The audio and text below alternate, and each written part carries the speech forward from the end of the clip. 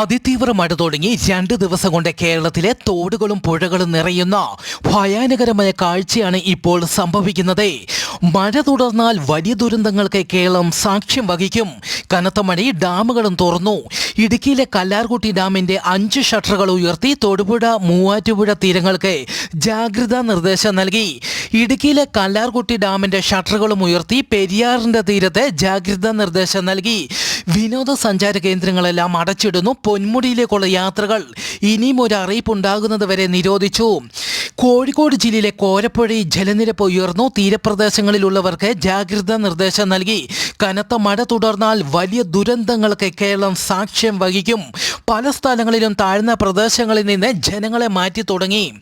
കനത്ത മഴയെ തുടർന്ന് ഡൽഹിയിൽ റെഡ് അലർട്ട് പ്രഖ്യാപിച്ചു. ഡൽഹി വിമാനത്താവളത്തിലെ വിമാന സർവീസുകളെയെല്ലാം മഴ ബാധിച്ചു.